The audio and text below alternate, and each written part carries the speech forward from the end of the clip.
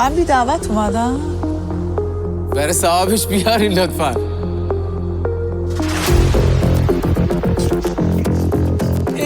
مارشو خوش اومدی. کی اومدی؟ فضولی. چیزی بهت بگم، تنها کسی که قابل اعتماد توی این جمع فقط این گفته بوده سروشو بدیم بیرون رو درست کنیم. اون عتیقه با اون دو تا عتیقه. یه نفر اونجا مونده ها، اون فوش قایم شده، صداش هم در نمیاد. من اشاره به شخص خاصی ندارم. کمی بعد کنار اسب تروی میبینمتون. چه خوشگذرونی. مرسی. مسعود چرا الان بهم گفتی به امیررضا رأی بدم؟ قلبم میگه که امیر رو نگهدار، منطقم میگه هومن رو نگهدار. عین صحبتم تموم شد دیگه، هم هیچ حرف دیگه ای ندارم. دیوار اعتمادی وجود نداره الان. رأی من مسعود هستش. رأیم هم سروشه. رأی 100 من مسعوده. رأیتو میشنوم. سروش. خواستم که انتقام الناز گرفته بشه، خواهر گلم که به ناحق حذف شد و مدلم اینه که خودم بازی میکنم هر جای زندگی. فقط روی صحبتم با آقای مسعود، مافیای اصلی این بازی. بر من همیشه تو زندگی اثر مهم بوده و فکر میکنم که اثری که باید گذاشتم و گذاشته باشم. من اومدم تو این بازی، تو از کی خری بودی تو این بازی که بخوای بیا اینجا کاری بکنی؟ بیشور. یک نفر رو انتخاب کنی که فردا بره خزانه و یک نفر که قطعا سحر. ولی من میخوام بدم در قبال سحر من چه کاری کردم که این داره این بچه با این وقاحت و بی‌تربیتی داره این حرفو میزنه. ما اومدیم الان امیررضا رو سیو کردیم، نردیمش بیرون. طلبکار از ما، نگاه به ما نمیکنه. این بازی یک بار دیگه یه چیز دیگه که به من ثابت کرد اینه که اشتباه آدمی که کلاً اشتباه زیادی اشتباه میکنن اگر ببخشی برداشت گریبان خودتون. دقیقاً. مسعود بزرگترین اشتباهو کرد، به خودش هم همین الان گفتم. اگر قرار بازی بکنن عیبی نداره، 2 روز مونده جوری باهاشون بازی میکنم، جوری تخریبشون میکنم. اصلا برام مهم نیست که شخصیتم جلوی مخاطب چی میشه، اصلا برام مهم نیست چه فکری راجع به من میکنن. اگر امشب امیررضا میرفت اینجا من میرفتم. روزا شرط ها شروط ها. امشب سروش بیرون میکنیم، فردا شب دانیم سحر کاری نداشته باشیم.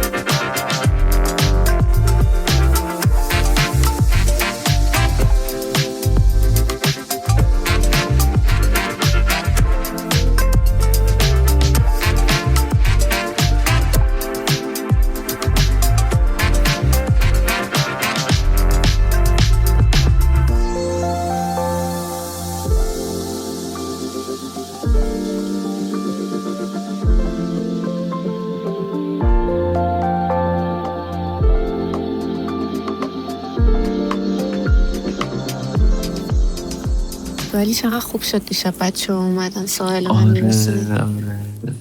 اصلا من واقعا حال و هوام عوض شد. آره واقعا من قشنگ اصلا جون نداشتم، نتونستم آرایش کنم، نه چی. امیرحسین میگفت من تو رو اینجوری تحویل ندادم، اینجا چرا این شکلی شدی؟ چند روزه اینجا؟ 4 روزه 4-5 روزه و الان یک امروز مخصوصا یعنی از دیشب که سروش رفت من یه شخصیت دیگه از تو دارم میبینم، یه آدم افسرده ناراحتی. نه یه جوری اصلا به خاطر سروش نیست مطمئنا. خب نه منظورم این نیست که به خاطر سروشه، یه جور دیگه شدی اصلا اون آدم به روز اول نیستی. خب ببین هیچ کسی که وقتی وارد یه جایی میشه که بالاخره ریالیتی شو از اون نقطه آرامش خودمون در میه. منم مدلم اینجوریه که زندگیم خیلی روتین داره. مثلا صبح بلند میشم یه سری کارا رو میکنم، هممون خودت هم اینجوری. از اون نقطه آسایشه که دور میشی، شاید تو روز پنجم اینجوری بودی ولی مثلا شلوغ بوده دورت، تونستی سرگرم کنی. تعداد آدما الان اینجا کمتره، سرگرمی کمتر، داریم میرسیم به روزهای آخر و این سرماخوردگی هم که بیشتر دی. دیشب بعد از رأی، وقتی که رأی داده شد و سروش حذف شد، ناامید شد، خیلی شکست، عدم اعتماد به نفس از دیشب تا الان یه شکل دیگه شده و من به صبح بهش گفتم که تو عوض شدی، یه شکل دیگه شدی و باز هم نتیجه مهمه. بعد جالبش اینجاست که ما رفتیم داریم رأی میدیم، مثلا سحر نشسته جلو امیرحسین شوهر من داره از ماها و داستانی که پیش اومده تعریف میکنه. اولا که تو داستانی که نبودی در مورد آیسا دخالت نکن، قضاوت نکن. دوم اینکه تو خودت اومدی رفتی به مسعود رأی دادی، سروش هم اومده رفته به مسعود رأی داده. پس دیگه درد چیه ما هم رفتیم رأی دادیم اونجا پا میشی سناریو واسه من بازی میکنی؟ بابا یعنی اینقدر دیده شدن براتون مهمه؟ بعد میاد به اون لحظه‌ای که سروش حذف شد، میاد به سروش بلند، حالا در گوش، یعنی یه جوری که قشنگ انگار من بشنوم همه بشنون. ما که با امیررضا مشکلی نداشتیم، دوست داشتیم بمونه. نمی‌فهم بابا لعنتی، تو معلوم نیستش چی کار داری میکنی. از یه بار میگی من میخوام اینو حذف کنم، حذف نمیکنی، یه بار میگی حذف نمیکنم، میری من دیگه چجوری به تو اعتماد کنم آخه؟ بابا شب قبلش همینجا انقدرم زرنگه، جلو میکروفون و مثلا دوربین نمیخواد حرف بزنه، میگه بعد به ما میگه من باهوشم شما باهوش نیست. این باهوشی نیست، این به نظر من دروبازیه. دقیقاً تو همین لوکیشن شب من داشتم نشسته بودم با گوشیم برمی رفتم، مسعود داشت با خانومش صحبت میکردش، با تلفنش با خانومش صحبت کردش، همینجوری گفت چیکار میکنی؟ نه یا سحرم اومد بیرون از اتاق. بعد بحث که در مورد دانیال و آیسا و اینا بودش، به من خودش به من برگشت گفتش که تابلو بازی در نیاریم، اینجوری هم میکنه، میخواد اینجوری هم حرف بزنه، تابلو بازی در نیاریم. یه قدم بزن. آره بریم. ببین من مدلم اینجوریه که دوست ندارم که سر هر چیزی با دیگران مثلا این دفعه ناخودآگاه وارد تنش بشم. دیروز واقعا روز تنش‌زا و پر استرسی برام بود، مخصوصا خزانه‌ای که رفتیم.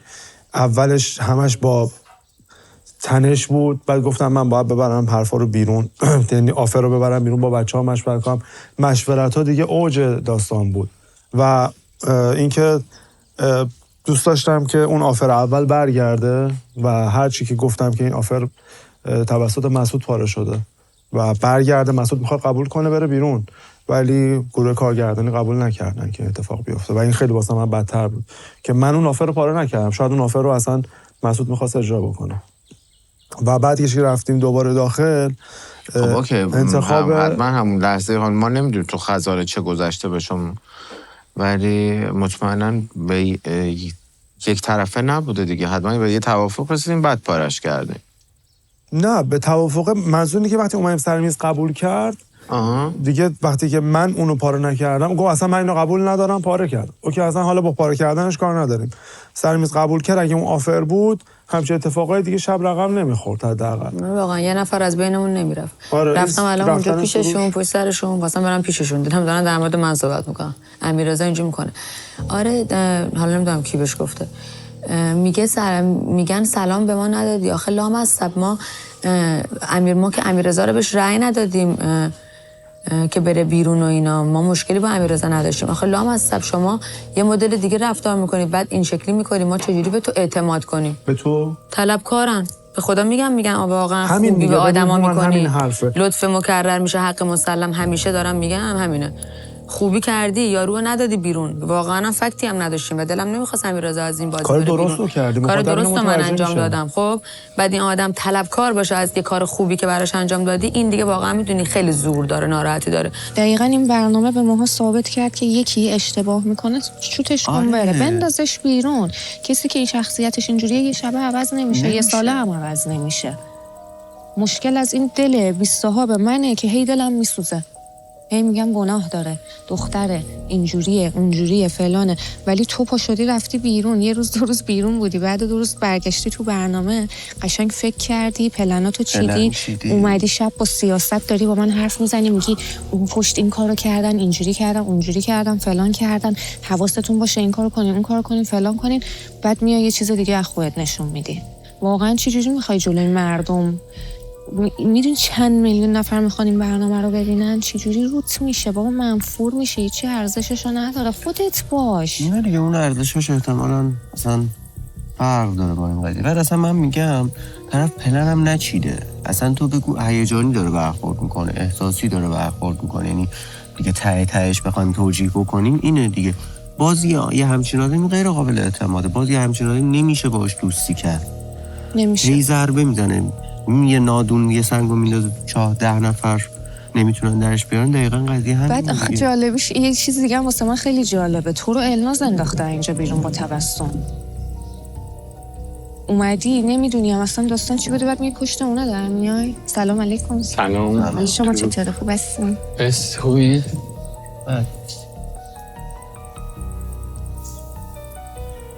تو اونا رو الناز الناز و تبسم با هم دیگه صحبت کردن، خزانه اونا بوده، تو رو انداختن بیرون، تو رفتی بیرون، داستان آیسا رو نمیدونی، برگشتی اومدی طرف آیسا رو میگیری، میگی اینجوری رو چه حساب تو داری این کارا رو میکنی؟ مثل کاری که اون روز خزانه دوم کردم، 2 نفر رو اضافه کردم، به جای اینکه حذف کنم یا پولی بگیرم و برم حذف کنم، پا شدم 2 نفر رو اضافه کردم، کسی حذف نشده. بازم اون شب طلبکار بودن که به ما استرس دادیم، ما نگران بودیم، ما فلان بودیم، ولی دقیقاً همون کار خود مسئول کرد. مسئولی که از اول میگفت هر کی میره خزانه نیاد بگه، بچه‌ها استرس نکشن، بعداً کارشو انجام بده بیاد بگه. خودش پاشد اومد تنشه رو آورد دیروز بین ما که ما رو به جون هم بندازه، ما رو به هم بی‌اعتماد کنه، ضربهشو اتکشو بزنه، بعد از دور نگاه کنه. خیلی نقاب افتاد همون. آره دیگه، از خیلی چیزا سر میز صحبت شد که اگر تا آخر بازی شاید صحبت نمیشد. بکشه خودشو عقب که بگه ببین من مثلا چیز بودم، تو هم همون کارو کردی، که همون کاری که از من ازش خورده میگرفتین، گفتی سحر چرا برای ساحل اومدی گفتی استرس کشیدیم، چرا دومی اومدی سر میز شام گفتی، نمیگفتی. درسته صحبتشون این بود دیگه، نمیگفتی، میرفتی کارتو انجام میدادی، میومدی، بعد ما میدیدیم کسی حذف نشده ازت میپرسیدیم چی شده، میگفتی 2 نفر اضافه کردم. سحر آدمیه که فقط به خودش فکر میکنه و از اون روزی که مثلا اومدش با من بستش که نگیم خزانه‌شو، خودش لو داد، همه رو من گارد گرفتن، من بهش گفتم کارت اشتباهه، این گفت کارت اشتباهه، تو گفت کارت اشتباهه، هنوز کینه اون موقع رو داره. و داریم دیروز میگیم در مورد روزا و سروش نظر بده، داره در مورد خودش میگه. بابا بس کن، بکش بیرون دیگه، گذشت 10 قسمت گذشت اون داستان. همه ی کارهایی که خودشون از من ایراد میگرفتن و کردن، همشون.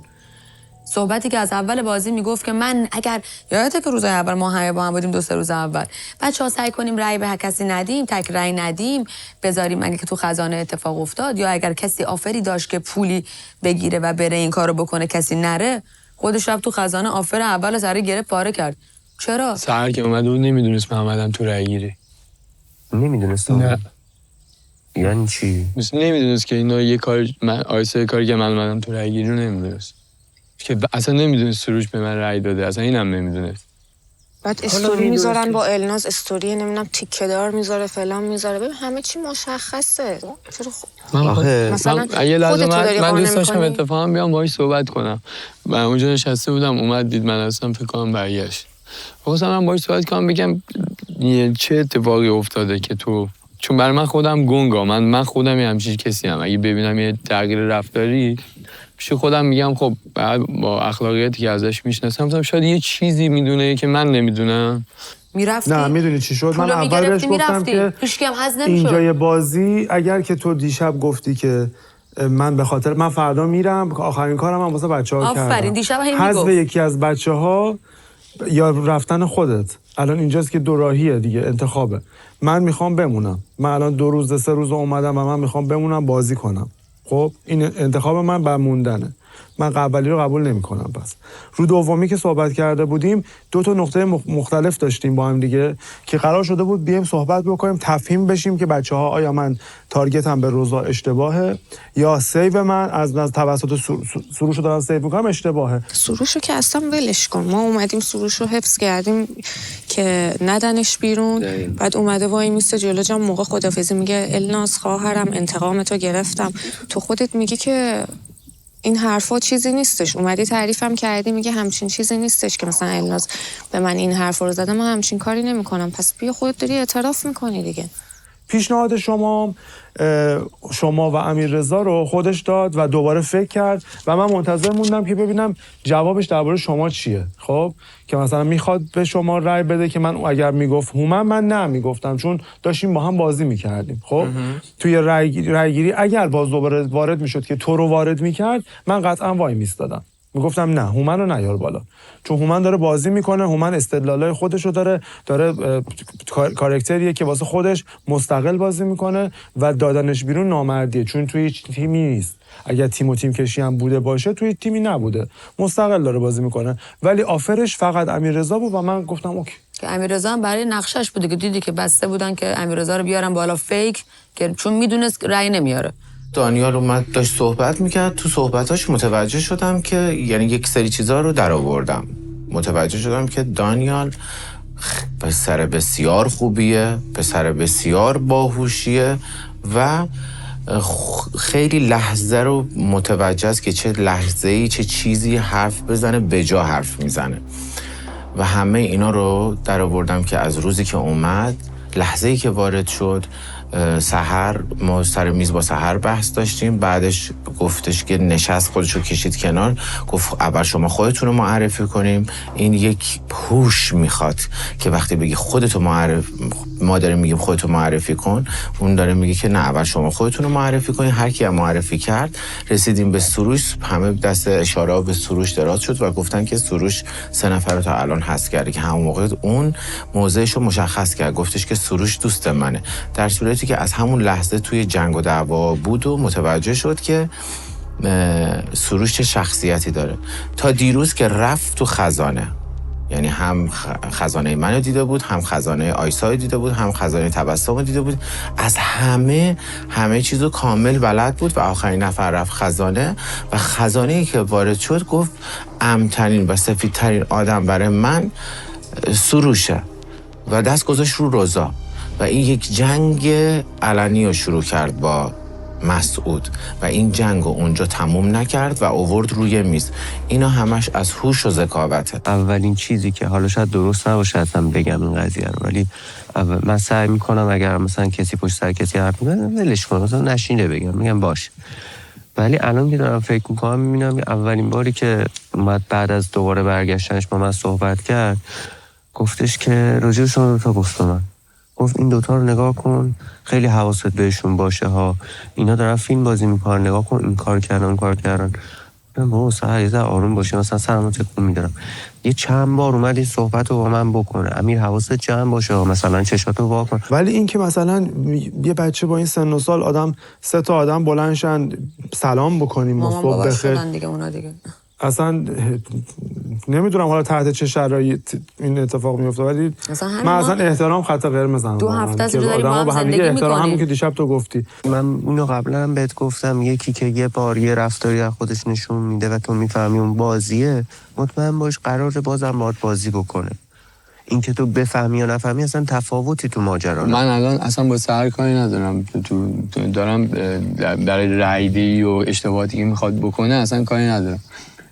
یه چیز رو از خودم مطمئنم که من هیچ حرکت بدی رو در قبال سحر هیچ وقت انجام ندادم، چه زمانی که اینجا بود چه زمانی که رفتش. همیشه ازش حمایت کردم، همیشه تو بدترین شرایطی که همه روش بودن رفتم باهاش صحبت کردم.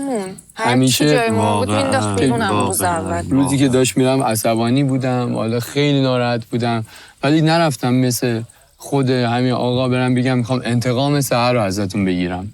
من نمیدونم حالا چرا از پرسید از سروش که اصل جان که اگر کسی بخواد بره خزانه کیه، گفت شما. تو نظر چرا گفت من؟ آره. نه چرا پرسید که خزانه داره؟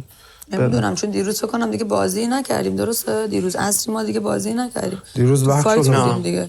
به همین دلیل باید یه خزانه بازی دیگه هم بوده که نتیجهش قبلی هم نیومده؟ همین بود.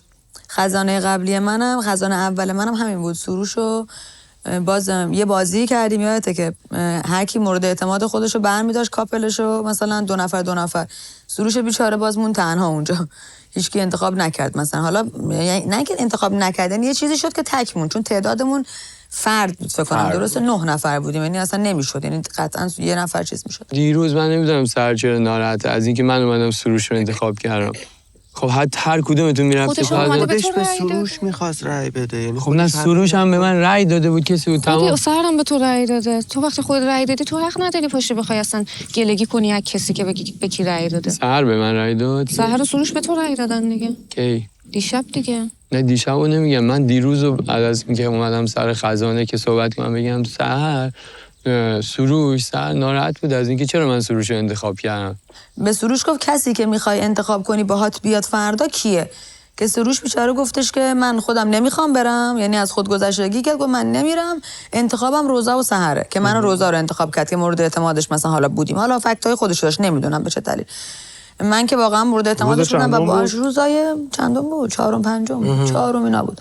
گفت سحر و روزا، یعنی حتی میخوام اینو بگم، حتی از اون روز اولم همه میدونستن که سروش دیدی که انتخابش باز من بودم و من پشت دست سروش بازی میکردم، با هم اوکی بودیم، اعتماد بهش داشتم، همه روش گارد داشتم، من باش اوکی بودم. بعد دروغی که یارو مسعود دیشب میاد میگه تو هر روز اول گفتی سروشو بدیم بیرون، چه دروغ تابلویی.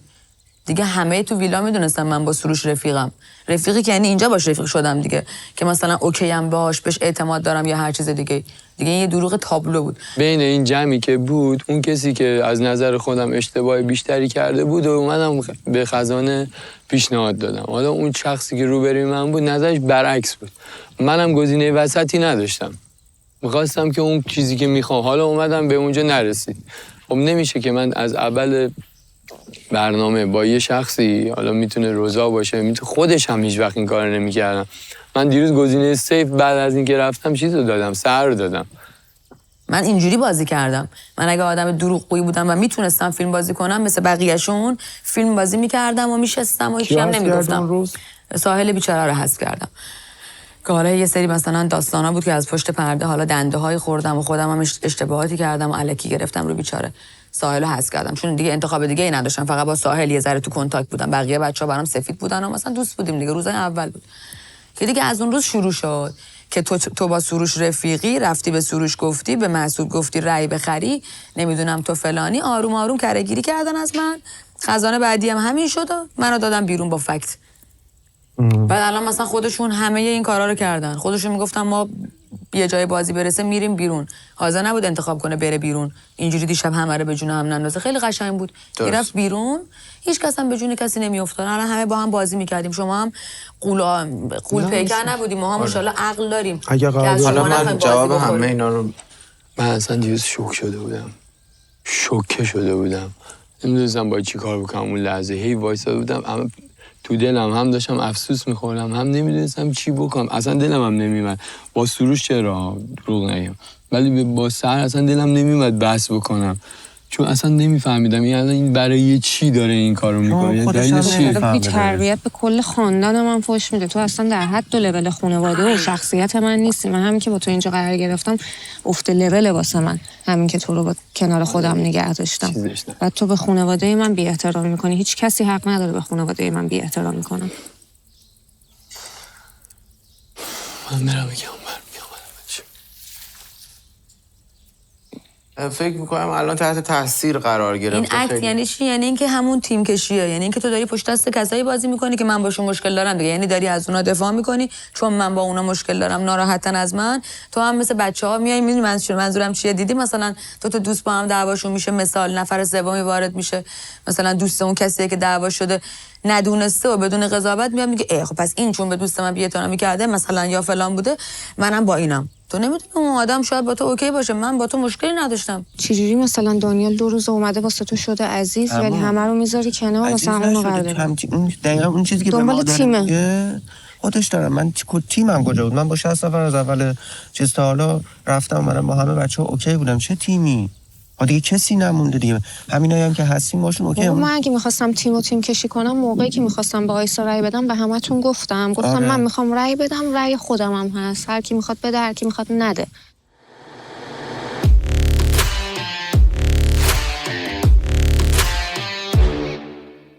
من خواستم با سحر یه کوچولو جلوی شما صحبت کنم. یا هیچی میخوام بگم بشنم. خواستم بدونم سحر، من اصلا از دیروز تو شوکم، چون شما همه تو میدونین که کتمان نمیکنم. من این بچه رو چقدر دوست دارم، اصلا نمیدونم چه اتفاقی افتاده، اصلا لحظه‌ای که اومده با من صحبتی نکرده، اصلا نمیدونم. از دیروز که دارم تو چشاش داشتم اون خشم و ناراحتی رو دیدم، میخوام سکوت کنم. شاید جلو شما نمیدونم، همش از دیروز یه اتفاقی افتاده. من با سروش اگه بحثی کردم ناراحت شدم، فهمیدم چیزش برام قابل درکه، ولی نمیدونم در مقابل من در این بچه چه اتفاقی افتاده، چون تا روزی که داشت میرفت من اصلا خودتون میدونید که حالم چقدر بد شد. بعد از این که هم رفت، هر وقت اسم سر من فقط گفتم آخه جاش خالی. نمیدونم چه اتفاقی، میخوام چند دقیقه سکوت کنم و بشنوم اینو، چون هیچ از کل ماجراهای دیروز هیچی برای من دردناکتر، ناراحت کننده تر از اون اتفاقی بین من و سحر افتاده نبود. و الان دانیال هم اینجا هست، توی یه چیز با این که دیدم ناراحت شده بود، رفتم توی گزینه سیو و چیزو من انتخاب کردم. سیو من با تمام این چیزا سحر بود که ایشون هم موافق بود. فکر کنم امروز مسعود از در دوستی با سحر وارد شده. حالا چه پلنی پشتشه خدا میدونه. بعد ببین تو چقدر، ببین انسانیم، خب حیوان هم میبینه مثلا یک حیوان دیگه افتاده، پا میشه میره بالا سرش. من با تو بحثم شده، رفتم اتاق پنیک شدم، افتادم، دستام قفل کرده، پاهم قفل کرده، قش کردم، یه نیومدی به من سر بزنی. بعد الان ناراحتی که صبح چرا به من صبح بخیر نگفته امیر؟ نیومدی حرف یعنی بگی که اصلا من دیدم همه بالا سر منن، خب نیومدی یه دونه سر بزنی ببینی چشه. حتما میگه اینم داره فیلم بازی میکنه. من تیم کارگردانی همه اومدن بالا سر من، دارن به من آبقند میدن، دست و پای منو گرفتم بالا. چه فیلمی؟ من دوربین اومدش از من فیلم بگیره، گفتم چیک چیک چیک، اومدش رفت بیرون. اون یکی تصویر بردارمون اومد داخل که فیلم بگیره، یهویی من اینجوری شدم، ترسید، دوربینشو ول کرد، اومد سمت من. و تو انقدر بی وجدان، بی احساس. من تو بیرون اینجام به تو 1000 تا محبت کردم، تو همینجام 1000 تا به تو محبت کردم، 1000 تا پشتت در اومدم. تو چقدر گربه کوره ای. کلا من از اولش هم که منم تو این بازی که همیشه هم گفتم من همه ناراحتیم و خشم دیروزم واقعا واسه همین بود که از جایی من احساس کردم دارم ضربه میخورم که صدم بود. یعنی یادته که بهتم گفتم من رگم واسه مسعود میزنم. ببین یه سری اتفاقا افتاد، من رفتم، واقعیت اینه که خیلی همه چیزو تو اون یه روزی که نبودم به همه چیز فکر کردم، همه چیزو کنار هم گذاشتم، همه سناریوها رو، حالا خیلی چیزا رو اصلا نمیتونم حتی بگم. و واقعیت اینه که اصلا نه تیم کشی. من به ایشونم گفتم، به هومنم گفتم من برگشتم خودم دارم بازی میکنم. اگرم متوجه شدید اون روزی که برگشتم تصمیم گرفتم خیلی توجه کنم به اکت آدما، به رفتار آدما. چیزایی رو دریافت کردم که احساس کردم که واقعیت اینه که انگار همه چیز یه جوری چیده شده بود. من اصلا نمیگم تو منو بیرون کردی، ولی کمکی هم برای اینکه منو نگهداری نکردی، چون یه جایی از بازی که من حجم روی من بود، جاهایی که نیاز داشتم که پشت باشی، شاید نشون دادی که پشتی. یعنی من اینا رو همه رو کنار هم گذاشتم، ولی اینجوری نبود. یه دونش این بود که من اومدم به تو گفتم داستان خزانه ساحل و تو توی صحبت‌ها و دعواها گفتی تو اومدی پیش من و این حرفو زدی به خاطر اینکه فکر می‌کردی میتونی از من رأی بخری. با این که من اصلا حتی اسمی از این که مسعود رأی بده به ساحل نداشتم ازت. این یه دونه از این داستانایی که خیلی بهش فکر کردم. یعنی اومدی یه جایی اونو بیان کردی، ولی قشنگم بیانش کردی که من مثلا به این فکر نکنم تو داری مثلا پشت منو خالی میکنی. منطقی بهش نگاه کردم، گفتم خب حالا مثلا مسعود داره یه چیزی میگه. بعدن که بهش فکر کردم دیدم نه، پس تو یه جاهای ریز، یعنی ببین 2 قدم اومدی برای من جلو، 3 قدم آروم اومدی عقب. یعنی اینا همه رو که کنار هم گذاشتم دیدم نه، خودتو انگار برای من خوب نشون دادی، صد نشون دادی، ولی یه جوری بازی رو چیدی که بقیه وقتی دارن میریزن رو من اینجوری باشه که اوکی من سهم مورد اعتمادم، ولی خب شما هم راست میگید. میدونی یه فاز اینجوری بود، در صورتی که من زمانی که پشت سروش در اومدم، خودت اومدی به من گفتی سحر بابا داری پشت این در میای، همه رو سروش گاردن، اومدن گفتن سحرم غیر از اینه، اومدن گفتن سحرم با سروشه پس مشکوکه. باز من سروش پشتش رو خالی نکردم، همه جوره اوکی بودم، گفتم مهم نیست، تهش میخوام منم بدم بیرون دیگه. ولی من این حسا رو حتی نگرفتم، چون اینجوری بودی که بازی میکنی بام اوکی ولی نیستی. بعد از یکی دو روز اول بذار من بگم آره بعد از یکی دو روز اول انگار یه سناریو یه مدل دیگه ای شد دیگه. من کنار تو نبودم دیگه، انگار همه که حجم آریخ رو من دیگه. روزا به من حمله کرد که تو نمیدونم من رفاقتی با تو ندارم، من این شکلی ام فلانم. یهو بعد 2-3 روز دیگه روزا شد یک تو. اصلا بحث حسادت نیست، بحث این چیزهایی که آدما کنار هم میذارن و متوجه میشن که تو داری بازی میخوری ولی تمیز داری بازی میخوری. چیزی که همش سحر بین برنامه هی ولاگ میگیره و میگه که مثلا بیاین با هم تیک تاک بگیریم بعدن شیر کنیم و این حرفا. ساحل روزی که سحر حذفش کرد به من برگشتش گفتش که اینا واقعا چی جوری روشون میشه بعد برنامه اینایی که میگرفتن و پست کنن شیر کنن، بعد هر روز میاد میگه بیاین با هم فیلم بگیریم فلان کنیم، عکس بگیریم، تیک تاک بگیریم، این کارو کنیم اون کارو کنیم، حاشیه کنیم، داستان کنیم، ویو بخوره و این حرفا. تو واقعا روت میشه سر الان ویدئویی که با من داری و بذاری؟ من نمیذارم. من دیشب تو رو بلاک کردم. من روم نمیشه. از همه جا بلاکت کردم و بلاک میمونی تا ابد تو گوشی من. من اصلا انقدر زمان من برای من با ارزشه، من حاضر نیستم 1 ثانیه. من اگه تو این ویلا نبودیم که اصلا تو چشمو دیگه باز نمی‌کردم. تو واقعا روت میشه این کارو کنی؟ واقعا حرف قشنگی زد ساحل. گفتم راست میگی ساحل. چجوری روشون میشه میخوان این عکس و پستا رو شیر کنن؟ الناز که اومد بیرون، حالا سناریویی که بر من تعریف کرد و چیزی که آیسا تعریف کن، یعنی لطفاً. همون دارم میگم یه چیزی اشتباه تعریف شده باشه بعد تو همون چیزی بود که آیسا تعریف کرد. یعنی من همه چیزو کنار هم گذاشتم، منتظر بودم که ببینم الناز داره دروغ میگه یا آیسا. دیدم نه، حرفای دوتاشون یکیه، در صورتی که اصلا الناز نمیدونست فردا قرار آیسا چه اتفاقی تعریف کرد بگو شاید من برات الناز اومد بیرون و اینجوری بود که آره آیسا منو داده بیرون، ولی اینجوری بوده که با شما صحبت کرده و شما با شما صحبت کرده، با شما تو روزا مشورت کرده و مشورت شما این بوده که آیسا گفته الناز و سروش اینجای کار یه باگی داشت که شما اگر خود شما مگه فکتت رو سروش نبود شما میتونستی اونجا بگی آره الناز و سروش عالیان، کسی به الناز رأی نمیده، سروش میره بیرون. ولی اومدی چیکار کردی؟ گفتی نه سروش نه، تبسم. که حالا بعدا فهمیدین که تبسم اصلا به خاطر من خودش رو حذف کرده. گویا یک جایی با شما صحبت کرده و شما بهش گفتی اصلا منو بیار تو رأی گیری مسعود. روزا گفته نه منو بیار، شما گفتی نه روزا رو نیار منو بیار. باگ بعدی اینه، شما میای میگی منو بیار بالا، نمیذاری سروشو بیاره بالا که باز خودتو پیش بقیه سفیدتر نشون بدی که بقیه بگن ببین مسعودم خودشو در خطر انداخت اومده بالا تو رأی گیری. با احتساب اینکه میدونستی رأی نمیاری، قطعا هیچ کس به تو رأی نمیداد. منم اگه اونجا بودم به الناز رأی خروج میدادم، به تو رأی نمیدادم. و الناز رفت بیرون و شما اومدی بالا. خب بعد اومدی از همین یه دلیل گرفتی و با روزا گفتی چون مسعود آورده تو، یعنی روزا شاکی این بود مسعود آورده تو رأی گیری خیلی کار زشتی کرده در صورتی که خودتون ازش خواستید. خب حالا اینجا نگردم. بعد اومدی دلیلتون برای بیرون انداختن آیسا اینه که منو آورده تو رأی گیری. شما خودتون به این بیچاره اینو گفتی. ولی اشتباه میکنی. یعنی اینا همه بعد اشتباه میکنی. یه سوتی که یعنی من دیروز که اومدم روزا گفت چرا انقدر ساکتی، امیررضا گفت چرا انقدر ساکتی، گفتم دلیل ساکت بودنم اینه که دارم نگاهتون میکنم واقعا، یعنی منتظر بودم ببینم چی داره ازش در میاد. و سوتی دادین خیلی جاها مثلا باگ داشت حرفاتون، یه ضد نقیض بود.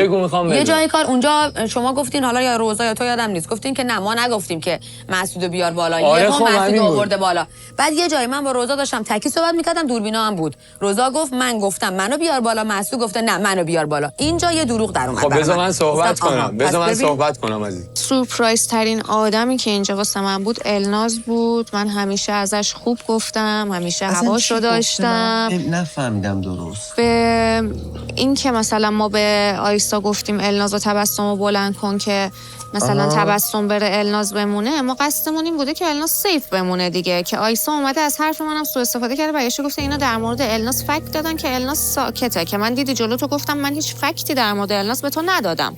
گفتم این دوتا شخصیت‌ها اینجوریه و ما 99% مطمئنیم تبسم میره بیرون. ما چه بدونیم که تبسم مثلا رفته خزانه یا هر چیز دیگه‌ای. بعد اون اومده جلو دوربین اونجوری میگه و من واسه الناز اینجا وایساده بودیم داشتیم خداحافظی می‌کردیم.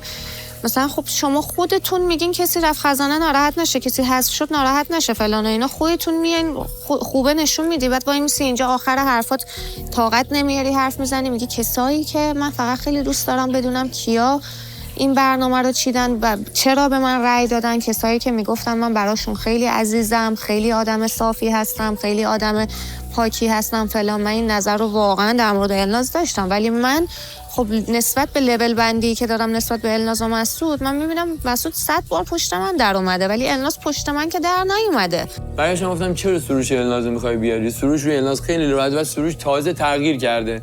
سروش خیلی، حتی اگر تو شاید یه زمانی سروش بدی بیرون، من فرداش بهت رأی بدم. من اینقدر برای سروش رفاقت داشتم. ببین اینم یه موضوع دیگه. تو الان داری میگی چرا نذاشتی اونجا سروش بیاد بالا؟ میذاشتی اصلا اون اتفاق با آیسا رقمش بزنه، نه اینکه تو بیای نگه داری به سروش بگی کانکا و دیروز لحظه‌ای که خودت در خطری بیای بگی سروش ببخشید تا شب قبلش من بودم دیگه، همتون گفتین آقا اوکیه. نه خودم شب قبلش سروش بعد اومدید گفتید که آفرین. بعد اومدی فرداش میگی سروش، تو به قول سروش قشنگ گفت تو یا به من میگی من کانکاتم، فراموش کردی موضوعاتی که با من داری یا نه؟ پس وقتی پاش بیفته منو حاضر زمانی خب اجازه بده. مسئله بعدیت هم این دروغی بود که واقعا گفتی خودت. کدوم دروغ؟ که یهو گفتی سحر، یهو اومدی یه چیزی رو بندازی وسط که مثلا بقیه رو جوزی کنی. سحر دروغ انقدر نگو. تو از روز اول کسی بودی که گفتی سروشو بده بیرون. نه 3 روز اولی که هر کی که دوست داری دارم چشام نگاه کن. گوش کن. همه میدونن که من با سروش اوکی بودم. 3 روز اولی که اصلا سروش حجم روش بودش همه می‌خواستن سروش رو بدن بیرون. من هیچ وقت ولی نگفتم سروش رو بدیم بیرون. باشه تو امکان داره این رو بگی. الان این مسئله ایه که تو اصلا کسی نمی‌خواد سروش رو بده بیرون. الان شما می‌خوای بگی که به بحث رفاقتت با سروش ضربه خورده. من بابت این حرفی که زدم نه بذار من در مورد چیزا میگم. باگایی که داریم میگم من باگ اصلی رو نگفتم. هستم نسبت به خودت میگم چرا اینجوری من توضیح میدم. چون یه دروغی رو از دهن من گفتی که همه میدونستن که اصلا من با سروش هیچ مشکلی ندارم. یعنی این یه جای کار باز باگ بود برای من. 3 روز اول من و شما که اینجوری نبودیم. زمانی که محسن و با چیز رفتن بیرون ما قرار بود سروش رای بدیم. همه میگفتن ما سروش رای بدیم که بره بیرون، ولی ما این کارو نکردیم. ما همه گفتیم که هیچ کس توی رای تک رای به کسی رای نده مگر تو خزانه. ما کی گفتیم به سروش رای بدیم؟ خیلی با من سوال کردن که ایشون داره اشتباهات بزرگی رو مرتکب میشه. ما می‌خواستیم رای بدیم بهش. حالا تو می‌خواستی به سروش رای بدی اولا؟ نه هیچ کس قرار نبود رای بده. کسی قرار ما گفتیم سروش باگ داره، اگر خزانه‌ای بهمون خورد انتخاب بعدیمون سروشه. غیر از اینه حرفمون این بود. ولی تو داری میگی سحر ما هممون گفتیم رای بدیم. باز این یه باگ. اگر همون شب سروش رو هضم کردیم این داستانا پیش نمیومد. اینو حتما تو راپورتاج بگین که ما اشتباه کردیم. من با هومن صحبت کردم و هومن گفتش که میخواد رأی بده به سروش. من چون رو احساس بودم و میخواستم آیسا رو حذف بکنم گوش ندادم به حرف هومن. ازشم معذرت خواهی کردم، الانم معذرت خواهی میکنم. واقعا با شخصیتش خیلی حال میکنم، خیلی قبولش دارم. همین الان بیاد به من بگه فلانیو حذف کن، بدون فکر کردن میگم اوکی، به خاطر اینکه دیدم قشنگ همه چی رو به هم ثابت کرده که چه آدم درستیه و همه چی رو با وجدان درست حساب کتاب شده، ریزبینی شده نگاه میکنه و درستشو میگه. به من گفت این سروش داشته اونجا حرف میزده نیومده به ما بگه. سروشی که میگه بیاین تو رو بگین به من، خودش نیومد تو رو به کسی بگه. خب نیومده به ما بگه این فکت منه، این آدم سم میشه اینجا. من گفتم که نه گناه داره، نمیدونم اینجوری نیست، دلش پاکه، اصلا مظلومه. فیلم اینا همه خزانه بود، باید میرفتم میتونستم خودم رو حذف بکنم. خب ولی نکردی. اینم یه باگ دیگه. تو شبش من گفتی سحر بچه‌ها من تا اینجا بودم، فردا میرم و مواظب شما هم. میتونستی واقعا، من نمیگم باید این کارو میکردی، ولی قشنگش این بود که این کارو، یعنی اگه من بودم این کارو واقعا میکردم، به جون همسرم میکردم. هیچ کس حذف نمی‌کردم، حتی سروشی که باگ داره.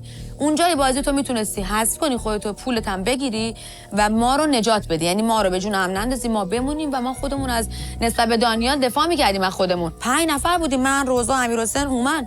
یه نفره تهش این بود امشب می‌زدیمش. من مطمئنم دانیال کسی بوده که این بحثو اجباراً کشیده به بیرون که این صحبت‌ها بین ما پیش بیاد، که ما به جون هم بیفتیم، که دعوا بکنیم، که 1000 تا اتفاق بیفته. استراتژیشه. بعدم اومده میگه که من اومدم بیرون که نظرات شما رو بشنوم. گفتم خب اگه می‌خواستی نظر بشنوی، اولش که مسعود اونجا بود، از اول اونجا بوده، خب با اون مشورت می‌کردی. بعدم این که خب ما داریم حرفامون رو بهت میزنیم، چرا تو اصرار داری همچنان روی حرف خودت؟ چرا پافشاری می‌کنی؟ و دست گذاشتی رو 2 نفری که میدونی مثلا طرف نمیخواد. کاری به ارتباطمون ندارم، کاری به دوستیمون ندارم، بحث تیم و تیم کشی اصلا نیستش واقعا، هیچ وقت نبوده. قضاوت نکن. اصلا ما الان چند نفریم؟ 4 نفریم.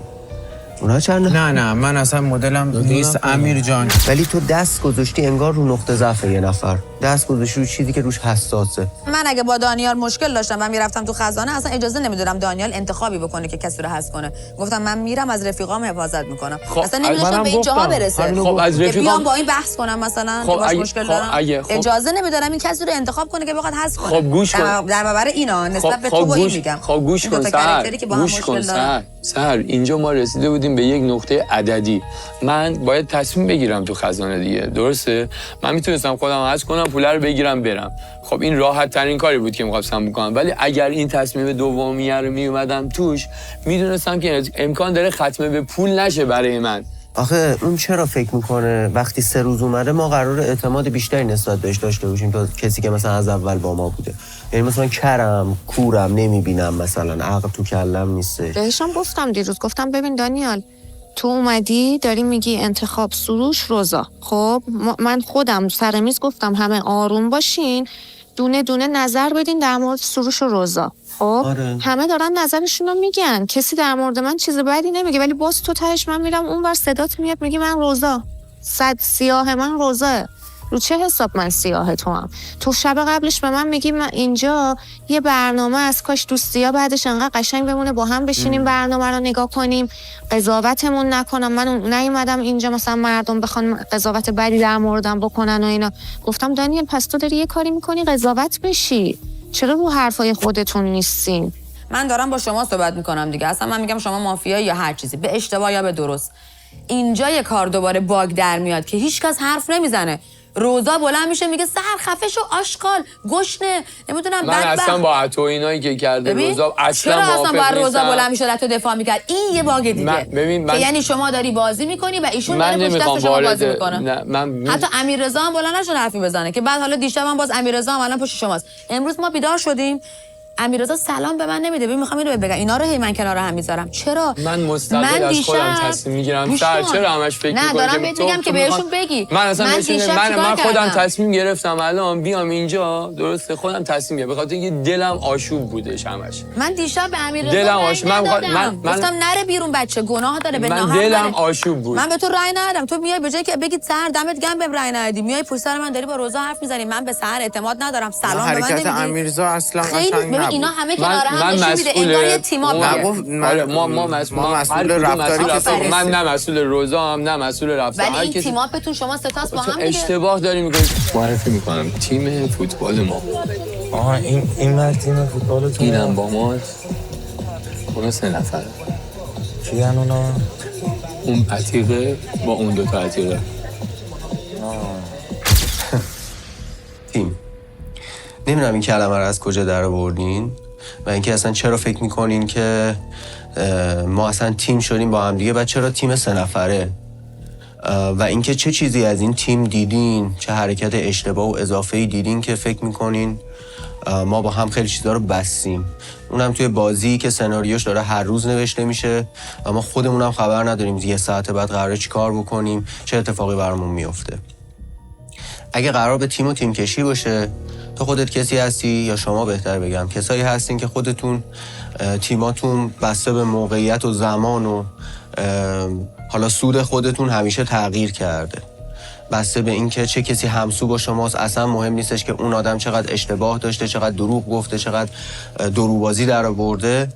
فقط و فقط برای خودتون مهم این بوده که به هدفتون برسین، این بازی رو ببریم، حالا معروف بشین، جایزه رو بگیرین یا هر چیز دیگه ای. انقدر این براتون ارزش داشته که پا روی تمام ارزش ها، پا روی تمام دوستی که با آدم های دیگه داشتین یا این نون و نمکی که بهتر بگم با هم خوردین گذاشتین و حاضرین هر دروغ و تهمت و هر بازی رو در بیارین که برسیم به تهش. تهش هیچی نیست. در واقع به نظر من تیم اون سمتیه که منی که به امیررضا رأی نمیدم امروز بیدار میشم و من سلام نمیده. به خاطر این تشکر نمیکنه که من باعث شدم بمونه تو این بازی. من و سروش اشخاصی بودیم که به امیررضا رأی ندادیم و نگهش داشتیم تو بازی و هیچ تیمی نداشتیم. شاید سحر و سروش دارن به این فکر میکنن که با رأی ندادن به من دارن لطف بزرگی در حق من میکنن و من بهشون مدیونم و قراره ازشون تشکر بکنم و نمیدونم. اما اگرم میخواستین رأی بدین حقیقتی راجع به من وجود نداشت که بخواین جلوی دوربین بیانش بکنین یا حتی پشت دوربین.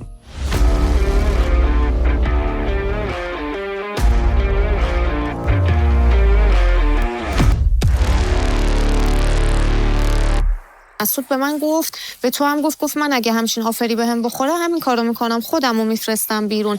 من به مسعود گفتم چرا با خودتو بفرستی بیرون؟ من اوکیم، منو بفرست بیرون، یکی از خودمونو بفرست بیرون. تو مثلا آدمی هستی که میتونی اینجا حق ما رو بگیری. آره. که برایشم گفتم جا نزن، اگه تو بری اینجا ما همه رو میندازن به جون هم. آره. هممون میافتیم به جون هم. مسعود جا نزن تو. من خودم یه ساعت باهاش حرف زدم. رو حساب حرف منم حتما مسعود رفته اون آفر رو انتخاب نکرده. الان اینا بحثشون اینه مسعود تو چرا خودتو نفرستادی بیرون؟ چرا به دانیال اینو نمیگین؟ اصلا نمیخواست. اصلا چرا به دانیال اینو نمیگین؟ فقط گیر دادین به اون. آره. اونم همین کارو نکرده. مسعود هم میگه خب وقتی اونم خودشو نمیخواد بفرسته بیرون من واسه چی بفرستم بیرون؟ حق داره میگه. تو امیررضا رو آوردی بالا، این برام بیشتر باگ بود که تو یعنی کسی رو که اینقدر دوستش داری و میاری بالا توی یک شرایط اینجوری قرار میدی به خاطر خودت، به خاطر اینکه بمونی، به خاطر اینکه و میدونستی که امیررضا رأی نمیاره. ببین قبول کن دیگه، به همون پلن شد، همون سروش رفت بیرون. ببین چرا روزا و امیررضا دیشب یه دقیقه گوش کن، مگه خزانه نبود؟ چرا همه خزانه ها به اینکه اون طرف انتخاب بشه رفت؟ خزانه من انتخاب من بود، من رفتم، الناز همینطور یا هر کس دیگه. چرا دیشب یه جوری چیده شد امیررضا باید میرفت بیرون؟ مگه انتخاب نکردی امیررضا بره بیرون؟ چرا رفت بیرون؟ امیررضا میره بیرون. من حتی سر چیز جلو مسعود اینو نگو. تو نمیدونستی یعنی روزا و امیررضا میخوان به سروش رای بدن؟ به خدا نمیدونستم که قرار اگه میشه 2-2 چطوری میشه؟ من رای هومن رو نمیدونستم. من فکر کنم هومن یا به من رای میده یا به امیررضا. ببین این معلوم از کجا آب داره میخوره، خط داره میگیره. همه بازی سروشه. سروش میدونسته قرار حذف بشه، برگشته بهش خط داده، گفته بیا با هم دیگه تیم شیم، فلان شیم، بیسار شیم. مسعود رو کیا حساسه؟ اگه این کارو بکنی اینجوری میشه، به جون هم میافتیم، فلان دعوا میشه، بعد من میام پشت تو میگیرم. فردا بتونم این مسعودو بندازم بیرون. نقشه‌شون بوده دیگه. نقشه براب شد. نقشه‌شون این بوده که امروز روزا رو بندازم بیرون، سروش رو سیف کنن که سروش فردا بمونه. چرا سیف کنن؟ چون چند نفر دیگه اینجا هستن که ممکنه به سروش رأی بدن و سروش به جای روزا بره بیرون. درسته؟ و بعد امشب که سروش سیف مون یه کاری کنن، فردا سروش یا بره خزانه یا سحر بره خزانه، با هم دیگه پلنشون رو بچینن، مسعودو بندازن بیرون. روزا و امیررضا چرا باید به سروش رأی بدن؟ مگه ما قرارمون نبود تک رأی خب نظر اونا این بوده، تو چرا فکر که رو امیررضا رو نگه داره دیگه؟ نه، نظر اینا اون بودش که باید به سروش رأی بوده سروش بره بیرون. نظر اونا این بود، ولی ما من فکر می‌کردم حل لازم. ولی خزانه‌تون عوض شد دیگه، زمان خزانه نبود. اگه خزانه بود منم به سروش رأی میدادم. آره سحر جان، خزانه بود دیگه عزیز من. باید یه کاری ببین ما اینجا. ولی خزانه‌ای بود که برعکس همه خزانه‌ها اون کسی که انتخاب شد نرفت، موند. بعد میگه کسایی که اینجا به من میگن گشنه شرفتون رو به خاطر پول میفروشین. آره شرفتون میفروشی به خاطر پول. همین الان میگم، رپورتاژم میگم، جلو چشتم بهت گفتم. کی گفت اینو؟ من دیشب برگشتم گفتم که واقعا فکر نمی‌کردم توی یه جایی قرار بگیرم با چند تا آدم گشنه و که به خاطر پول شرفشون رو میفروشم. توی یه جایی تا حالا انقدر قرار نگرفته بودم. اینجا که عصبی شدی پاشدی بری؟ نه اونجا سر چیز که می‌خواستیم رأی بدیم این حرفو زدم. بعد اومده بود سر میز که مثلا امیرحسین نام نشسته بود، میگفتش که کسایی که اینجا میگن شرفتو به خاطر پول میفروشی فلان. آره دیگه فروختی دیگه. اومدم یک آفری داشتم دیروزش میخواستم قبول بکنم، آفر حذف بود. نه شما دوست داشتی برده، اصلا من خودم نخواستم بردارم. اینو فرض بکن نیست اصلا. گفتم الان تصمیم گرفتم نمیخوام بردارم. سر آیا میتونم این اجازه رو دارم این کارو بکنم یا نه؟ که تصمیم بگم اصلا میخوام بمونم تو بازی. مسعود و سحر دارن با هم دیگه بحث میکنن. یه دفعه‌ای خیلی چیزا برام هی جرقه میخوره. گفتم که اینا که قبلا با هم دیگه خیلی رفیق بودن، چرا الان باید یه همچین رفتاری با هم دیگه بکنن؟ چرا الان سحر نسبت به مسعود بدبین شده؟ همه سوء زنها توی ذهنم میاد میره، ولی خب نتیجه مهمه. آره میتونی، ولی خب میگم خب امکان داره اصلا متناقض میتونستی کسی رو حذف کنی. عزیزم گوش کن در هر صورت یا من باید یه نفر از این ویلا کم میشد دیگه، یا من خودم. اصلا اون لحظه تصمیم گرفتم در اینجای بازی که با چیز رفتم من دیگه اینجا بمونم. اصلا نظرم عوض شده. این حقو دارم یا نه اول؟ آره حق. خب این از این. حالا اومدم میگم به عنوان کسی که تصمیم گرفتم اینجا بمونم، احساس میکنم حضورم با سویلا بالاه، اومدم با ایشون صحبت کردم. اولش به من گفتش که مسعود من که اینجا نبودم، تو میمونی، تو اول نظرتو بگو، درسته چیز جان دانیال جان اینو گفتی. گفتم ببین من اگر بخوام بین این بچه‌ها انتخاب بکنم، کسی رو که بیشترین خطا رو انجام داده انتخاب میکنم. همشون رو دوست دارم، من الان اینجا بد و بدتر ندارم، همشون برای من بین بچه‌هایی که هستن از قبل با هم موندیم، همه بین خوب و خوبتر و بالاترن. تو هم قطعا یه خوب و خوبتری داشتی، مثل النازی که هم براش خوب و خوبتر بود. من به رأی احترام گذاشتم. اگر النازو مثلا نمیخوام از حرفم بیام بیرون، النازو تبسم تو رو انتخاب نمی‌کردم برام جای تعجب بود. احترام الناز واقعا خیلی به دختر خوبی بود. چه فکتی نسبت به الناز داشتین که النازو به آیسا گفتیم بیاره بالا؟ مثلا سروشو بعد میدیم، مگه نمیگی فکت سروشو بعد میگفتیم به آیسا بیاره بالا؟ چرا الناز اگه سروش بره فردا هم به رأی خروج میدم. خدایی اگه گفتی بشه اگه سروش بیاره بالا من فردا به رأی خروج میدم. همون موقع میآوردی بالا. گوش کن سحر جان گوش کن. من خطا داشتم. من از نظر من اون موقع که آیسا بوده میگم چرا گفتین الناز؟ سحر جان از نظر من الناز شاید منطقی نباشه. اصلا یکی از فکت‌های من این بود که اونا شب تو رو انتخاب کردن دادن بیرون. ول کن دیگه. بابا اینجا همچین انقدر بزرگ نیست صدا نرسه. من الان اونجا رد میشم دارم میشنوم سحر داره چی میگه، ولی من دیگه تصمیم گرفتم واقعا با این دختر هیچ صحبتی نکنم، چون من انقدر باهاش صحبت کردم و همش توجیه میکنه و قبول نمیکنه، اصلا لزومی نمیدونم دیگه بخوام باهاش صحبت کنم. ما به امیررضا رأی ندادیم که اصلا بمونه، سروش بیچاره رفت بیرون. میتونستیم هم من و سروش دوتامون با هم میتونستیم امیررضا سروش تو بازی بود. که اینجا اگه بسته بود الان سروش تو بازی من نبسته بودم دیگه. آفرین، اگه با سروش بسته بودم باید به امیررضا رأی میدادیم. اینو قبول کن. اینو قبول داری؟ پس نبستیم با هم. پس یعنی ما تیم اپ نبودیم. خودش که معتقده، منم دیگه الان فکر نمی‌کنم تیمی هم بتونه براش شکل بگیره. نه، ساعت دیروز احساسم این بود راستش بخوای، به خاطر اینکه به صورت خیلی محقانه از سروش دفاع میکرد. حالا دلیلش نمیدونم چی، شاید به خاطر اون همراهی که توی رأیش به ساحل بود کرده بود و خیلی با دانیل خیلی گرم. احساس من این سه نفر رو همسو میدیدم با هم. حالا نه من با ایشون تیم اپ اگه بودن داده بودن الان سروش داخل با هم بازی می‌کردیم. کلمه تیم اپ از ذهن کی در اومد؟ گوش کن، من اصلا حالا هر تیم. پس ببین ناکن اینا سناریو رو بذار کنار هم. پس تو که داریم تو قضاوت کردیم، ما من و سروش ایشون می‌خوایم همه رو بزنیم، ولی ما اتفاقا دیشب بهترین گزینه بود که ما امیررضا رو بدیم بیرون. من و سروش دیگه بعد با هم می‌بستیم، گفتیم سروش امشب شما دو تا رای، دو تا هم امیررضا، میدونستیم بقیه هم به امیررضا رای نمیدن، 4 تا امیررضا میره بیرون. حالا میمونیم سروش هم سیو میمونه، من و سروش و این فردا رنده همه رو میزدیم، ولی این کارو نکردیم. از این دلم میسوزه. این بچه بیچاره گفت نه به امیررضا رای ندیم، منم ندادم. از این میسوزه دلم واقعا که اتفاقا ما با هم هیچ هماهنگی نکنیم، ولی همه فکر کردن ما با هم هماهنگ کردیم. ما هم هماهنگی نداشتیم. مسعود نگو ای بابا، روزا و امیررضا با هم هماهنگ نبودن. اونا با هم اگر هماهنگ بودن من با هم نمیدونستی. تویی که هر روز داری یعنی از صبح که بلند میشی با روزا داری صحبت میکنی تا شب، تو باش صحبت نکردی. و همینجا باز به نظر من بیشتر این قضیه بودارتر شد، چون دیشب کاملا ستایشون داشتن با هم صحبت میکردن، با هم بسته بودن و همه چیز مشخص بود، هیچ استرسی هم نداشتن و همه چیز اوکی بود. اصلا دیشب استرسی نداشتن. شبای قبل همه داشتن از استرس سکته میکردن چون چیزی نمیدونستن.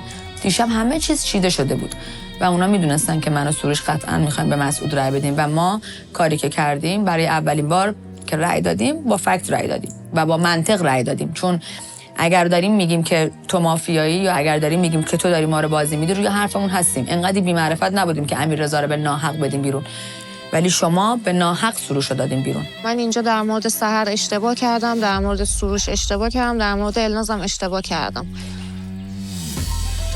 و دیگه با احساساتم درگیر شد، گول خوردم، اشتباه فکر کردم، دلم سوخت، همچین چیزایی بوده که این کارو کردم. من گفتم سروش مثلا گناه داره، چرا میخوای سروش رو حذف کنی؟ اگه سروش رو حذف کنی دوستش دارن سروش رو، فردا مثلا تو رو حذف میکنن. البته این موضوع هم وجود داشت که چون الناز و سروش خیلی به هم نزدیک شده بودن، دوست رفیق شده بودن با هم دیگه، طبیعتا ما هر کدوم رو هضم کردیم اون یکی ناراحت میشد از ما. یعنی ما سروش هم هضم کردیم، باز الناز اون خورده میگرفتش که همون لحظه گفت انتقام بگیر، خودش وای میستاد انتقام بگیره. دوتاشون واسه انتقام میخواستن وایستن. النازی که همتون میگفتید منطقیه، آدم خفنیه، من که برمیگردم تو بازی میشینید الناز رو برای من سیاه میکنید، پشت سرش حرف میزنید، الناز این کارو کرد، تبسم این کارو کرد. خب اینا رو من میبینم که میبینم حرفا زد و نقیزه، میبینم شما دارین تو روی من وقتی بچه‌ها بودن یه مدل دیگه بودین، بچه‌ها رفتن دارین پشت سرش به من میگید، قطعا وقتی من هم برم و یا رفتم پشت سر منم این حرفا رو میزنید. پس شما تو این لحظه ها با هم هماهنگید. نگو که دیشب شما روزا به تو نگفته من میخوام رأیگیری حساس که اونم رأی به این حساسی مگه میشه؟ برای تو منظورته، یعنی باید رأی میدادی اینا باید حذفت میکردن. بابا تو داری دیشب اینا به من نگفتن، من نمیدونستم روزا و امیررضا دارن به سروش رأی میدن. میگم مگه میشه؟ شما شب قبلی که ما می‌خواستیم دانیال بدیم بیرون همه با هم صحبت کردیم، روزا گوش به زنگ تو بود، با هم هماهنگ بودیم، ولی دیشب به تو نگفته. من مطمئن بودم رأیشون سروشه، ولی دیگه صحبتی اصلا مشخص بود رأیشون. اوکی ولش کن دیگه. واقعا بیشتر از این میدونی من نظرم اگه داری یه چیزی رو داریم هم میزنیم بوش بیشتر داره میاد بالا. مسئله اینه که من یه جای کار تا دیروز خب اوکی هم من ناراحت بودم هم بچه‌ها ناراحت بودم و هم انتظار داشتم که اگر واقعا ناراحتید از این قضیه که اشتباه فکر کردید یا براتون ناراحتی من مهمه، همون موقع میومدید بگین. ولی زمانی اومدید اینو گفتید که قبلش منو آنفالو کردین و قبلش متوجه شدین که یعنی بعدش متوجه شدین که سحر قراره امروز بره تو خزانه و به همین دلیل احساس من اینه که اومدید و احساس خطر کردید و اومدید که صحبت کنید و نظر منو جلب کنید. برای من این برداشت داره واقعیت. این بوی اینو نمیده که ترسیدین که من میرم خزانه و به شما رأی میدم. نه ترسید، نگران نباشید. من نیستم مثل شماها و رأی بهتون نمیدم. بمونید تا تهش اینجا بازی کنید. همین جای کار برای من کافی بوده. نگران چیزی نباشید. بمونید.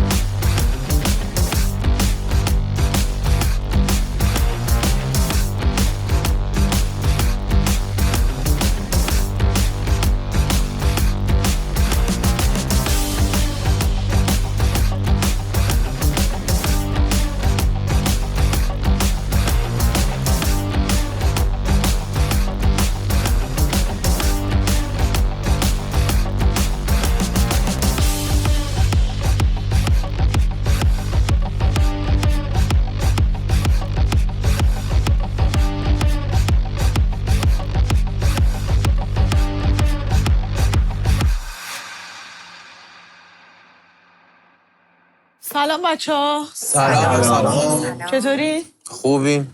چه خبر؟ عالی. بچه‌ها خوب نیستن. از این لحظه سری لو میدن. من خوبم، بچه‌ها خوب نیستن. چرا؟ چی میکنن؟ ولی خوبی. آره. بهتر از دیروزی. آره. آره. آره بابا. آره خیلی بهتره دیروز. من نزیاد. بهتر از دیروز هم نیستی. تو همیشه ناشکری. خب دوباره براتون بازی چیدیم. اونم چه بازی؟ پوکری که مخصوص مارشوه. چجوریه داستانش؟ توضیح میدم. یک سری سوال دست من هست و تعدادی ورقه پاسور مارشو جلوی شما قرار داره که یکیش اسمهای خودتونه کنار این پاسورها. به ازای هر سوالی که میپرسم، حالا مثلا یک سوال پرسیدم، میبینی که در خور مثلا امیره، درسته؟ اسم امیر رو از توی پاسورهاتون پیدا میکنید، کنار خودتون، وسط نه، کنار خودتون قرار میدید. اسم هر کس بیشتر باشه من بهش از این چیا میدم؟ آفرین اسمشو میدونید. جالبه که بازی هم نکردید. خب سوال اسم خودمون رو نمیتونیم خیر بذاریم. باید همزمان بذاریم. همزمان باید بذارید. خب بچه‌ها سوال اول مطرح میکنم. فقط یه نکته‌ای که میمونه، کارت هاتون و اسم هر شخصی که هست به اسم، یعنی بر نمیگردید اون طرفی که اسمه، اون طرف که آرم مارشو هست میذارید به وقتی که من گفتم برمیگردونید. اوکی؟ اوکی. منبع سرگرمی و انرژی ویلا چه کسیه؟ همه گذاشتین؟ لطفاً همه با هم برگردونید. اوکی. همه اومد. 5 تا هومن، یه دونه امیررضا. 5 تا چیپ به هومن تعلق میگیره و 1 عدد به رنگاشو تغییر بدیم امیررضا. سوال دوم، به نظر چه کسی تا آخر برنامه توی ویلا میمونه؟ همه با هم برگردیم. من نظرم رو عوض کردم اول. هومن، دانیل، امیررضا، امیررضا، امیررضا. روزا، امیررضا، شما، سحر، مسعود. امیررضا 2 تا. اوکی. کسی به روزا هیچ رأیی نداد. درسته؟ درست. اوکی. سوال بعدی. حاضری؟ با کی از همه راحت تر میشه وقت گذروند؟ خوب فکراتون رو بکنید که نخواین دوباره از اول چنج کنید. برگرد. هومن. ماشاءالله اومدی اینجا من. رنده کنی. 3 تا هومن، 3 تا امیررضا. اوکی. من 3 تا به شما میدم امیررضا. 3 تا سفید به هومن تعلق میگیره. بفرما عزیزم. روزا. خب سوال بعدی.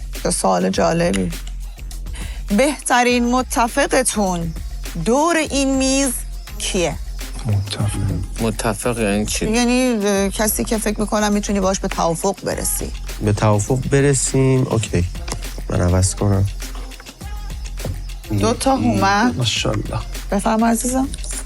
پس شد یه دونه سحر، امیررضا 2 تا، شما هومن 2 تا، روزا یه دونه، سحر یه دونه. اوکی. سوال پنجم، کی بیشتر از همه توی ویلا انرژیش مثبته؟ سخته. خب برگردونید. ماشاءالله. هومن 5 تا هومن، یه سحر. من تو خطر داریم هر کی ببره اینجا بدبخت میشه. 5 تا هومن، یه سحر. 5 تا هومن یه سحر. هومن دیگه اینا باری تموم که شد. الله به این همه انرژی. هومن خزانه. همه رای دادن به هومن. 4 هومن خودش رای داد به سحر. این 5. نه من یکی تازه فهمم. سوال ششم، به نظرتون کی توی جمعتون از همه قوی تره؟ شخصیت کاراکترش. از هر نظر. اوکی. برگردونید. مسعود رأیت کی بود؟ امیررضا. شما رأیت کی بود؟ هومن. شما هومن؟ روزا هومن. شما سحر مسعود. خیلی خوب. سوال بعدی، کی بیشتر اهل شوخیه تو جمعتون؟ این سوالو به نوع دیگه اوایل نپرسیدی. این شوخی بود. اولین سوالمون منبع سرگرمی و انرژی ویلا کی بود؟ من میگم بیا هومن رو بدیم بره. کجا بره؟ الان 6 تا جایی کرد به عنوان برنده. اینا رو همه رو بدیم بهش تموم شه. میز مال تو. برگردون. خب مسعود و امیررضا به هومن. شما هومن. دانیل شما هومن. شما با شما. ببخشید هومن. بدیم. چند تا بودی؟ 5 تا هومن، یه دونه بچه خیلی خطرناک شد داریم. 4 تا. فکر کنم من رو برام نقشه کشیدیم. پس تمام بچه‌ها رای دادن به هومن جز خودم دادم به دانیال. خودش داد به دانیال. سوال 8، اتفاقی که چند وقت پیش براتون رقم زدم خودم. اگر یک روز کامل بدون موبایل باشید کی زودتر کلافه میشه؟ چون شناخت نداریم خیلی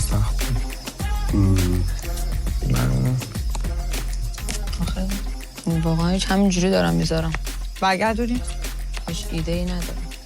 3 تا مسعود. بله. یه نفس عمیق بکشید. نفسمون بالا نمیاد. سوال 9. خودم که فکر می‌کنم هیچ کدومتون. کی بهترین آشپز ویلاست؟ نمیدونم. آه من میدونم. تو این مدت هیچ کدومتون آشپزی امروز خودش نکردین؟ گفت. خب تو اینا نیستن، تو این بچه‌ها. صحبتش هم پیش نیومده؟ خب نیستن تو بچه‌ها. خودم هم ولی نمیتونم. حالا یه آره، من قهوه مال یکی شما. برات درست نکرده تو این مدت هومن؟ چرا؟ حالا نسبت به همونا رای بدید. همه گذاشتین؟ بله. برگردونیم. 3 تا مسعود روزا. آوردی بالاخره. اجازه بدید. سحر روزا. منم روزا. آره گفتی قلیه ما. هومن روزا. 3 تا 3 تا روزا. اوکی. شما سحر شدی. امروز گفتم به سحر یعنی دادی رأی گفتم تو. قلیه ماهی خوب درست میکنم. امروز صحبتش هم بود که شما قلیه ماهی خوشمزه درست میکنین. ان شاءالله بعد برنامه مهمون میکنین. خب بریم سوال بعدی. بریم. آخرین سواله؟ نه بابا. خیلی هنوز سوال چیپا فکر داریم. کنم باید تمام شده درسته؟ تمام میاریم. 10مین سوالمون. کی از همه بیشتر به تمیزی و نظم اهمیت میده؟ کاملا معلومه. سروش رنده.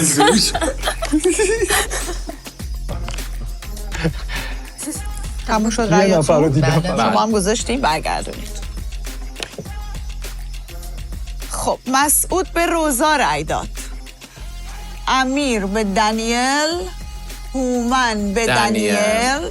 هومن. ما 3 تا هومن. روزا به هومن. هومن. دانیل به هومن. سحر به هومن. به به خیلی هم عالی.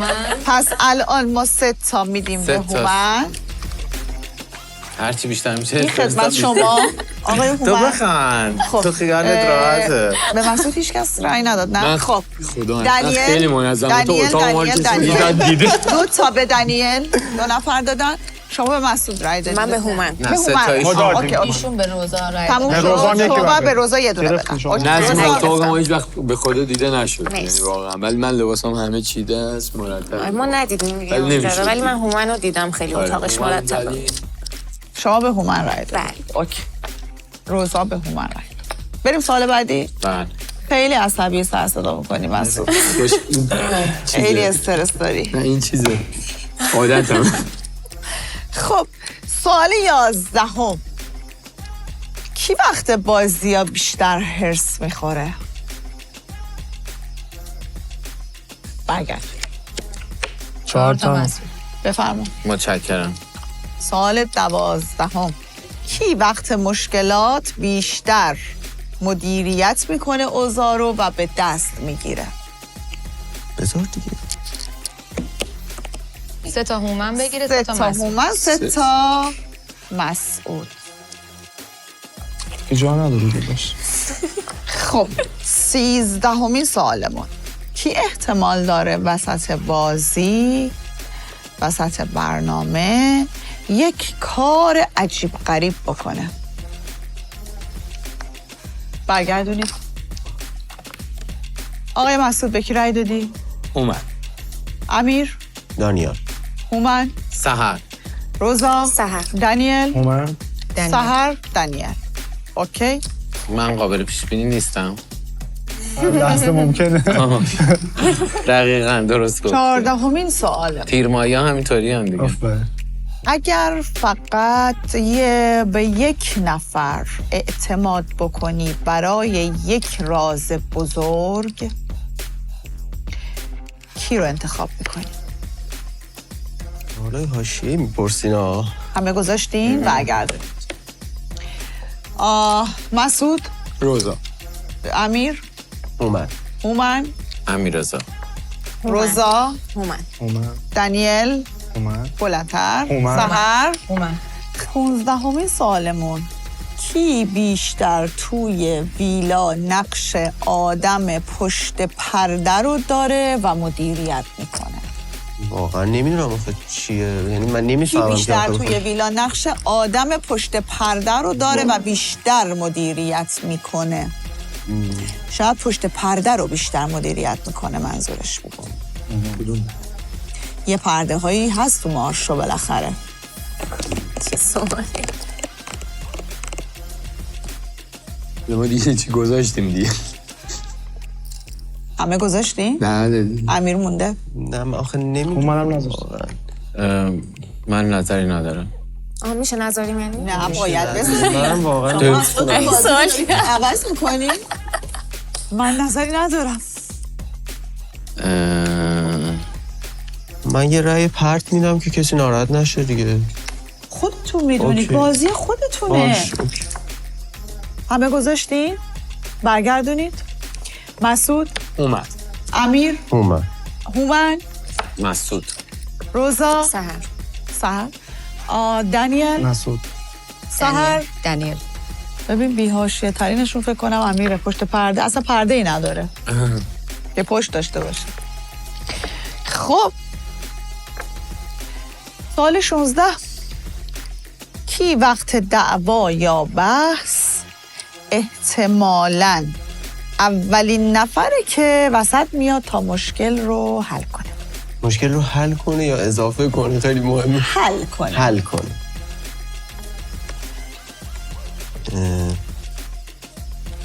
خب برگردونید بچه ها.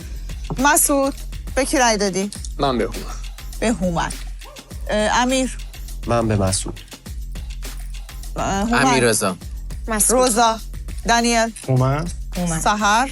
خب هومن ما کم آوردیم، خب مجبور یه رنگ دیگه بهت بدیم. اوکی رنگ قرمز میدم بهت دیگه. بریم سوال بعدی. حاضری؟ بله بله. اگر یک روز کامل همه علیه یک نفر شوخی کنن کی بیشتر از همه طاقت میاره؟ کی جنبش بالاتره؟ من با جنبه این. برگردونید. مسعود. خستم کردم دیگه اینقدر هومن. امیر. اومد.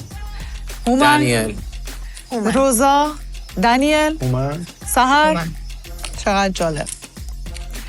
به نظرت کی داره یک استراتژی مخفی واسه آخر برنامه میچینه؟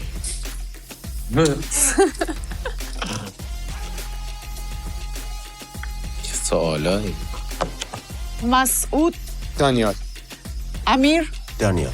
هومن. مسعود. روزا. سهر. مسعود. دانیل. مسعود. سهر. روزا. اوکی. دانیل چند تا آورد؟ خدا رو چاکید که به من رای یس. سوال 19 کی واقعا میخواد که همه تا آخر بازی بمونن؟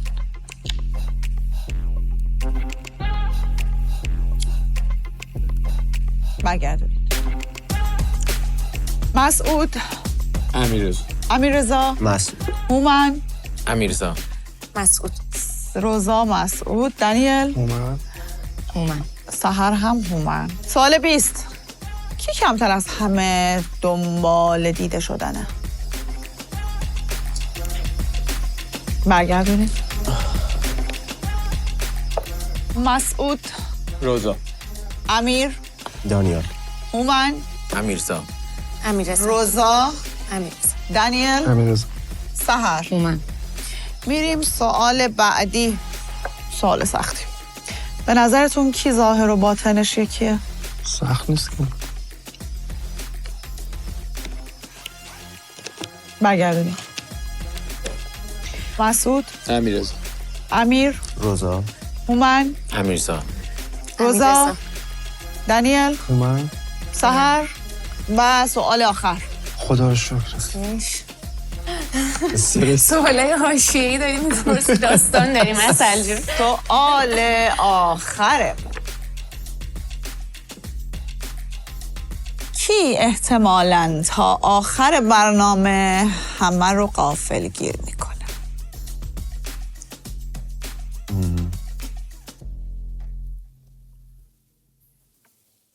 غافلگیر خوب یا بد؟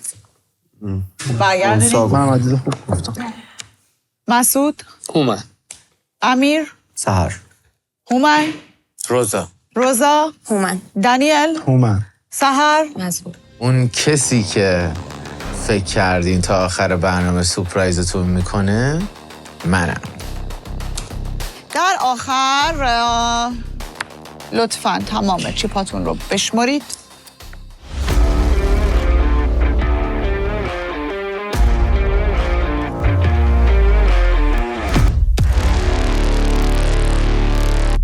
من 20. چند تا؟ من از همه کمتر فکر کنم. امیر 20 تا، سحر 13 تا، مسعود 22 تا، من 11. دانیل 11 تا، روزا 11 تا. هومن ماشاءالله فردا اندازه صبح هم بهتون شدیم اطلاع کاری نمیخواد انشالله. کنیم، نه بازنده نه برنده. آره ما وسطیم الان. خدا رو شکر. بابا 65. 60 تا. هومن 55 تا. ماشاءالله. اوکی؟ من آفرین پس برنده چون سوال همه بازی قشنگه. پوکر مارشو هومنه. کلیدو بردار. کمترین کی بود بچه ها؟ من و روزا. شما، دنیل و روزا مساوی شدید به عبارتی. بله. 11 تا دنیل، 11 تا روزا مساوی. خب ما جوابمون رو از این بازی گرفتیم به امید دیدارتون. مرسی. متشکرم. میبینمتون.